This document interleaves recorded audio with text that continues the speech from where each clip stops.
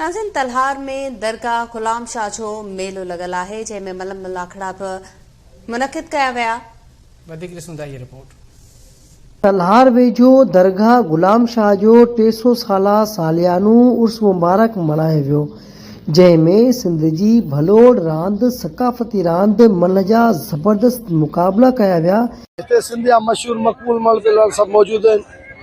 अक्सर जेको असां पंहिंजो जानू ठाहींदा आहियूं या तव्हां असांखे ॾिसंदा आहियो, असां पंहिंजे ख़र्चनि ते ठाहींदा आहियूं।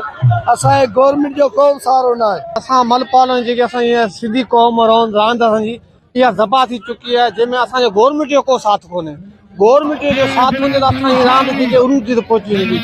ही जेके मेला लॻनि था उहे बि वलियुनि जी यादि में बि लॻनि था, जंहिंजे करे उहे वलियुनि जी यादि में जॾहिं मेला लॻनि था असांखे उन्हनि जी मोहबत में हिते अचिणो थो पवे ऐं हिननि वालियुनि हिननि सभिनीनि जी मोहबत आहे। केरु माली मदद कोन थो करे, केरु गवर्नमेंट आहे जेके सिंध हुकूमत उन सार संभाल कोन लाइ असांजी गादी नशीन इहो क्या कंदा आहियूं। मल जेको आहिनि मलनि सां ई असांजो मेला आहिनि, मलाखड़ा आहिनि।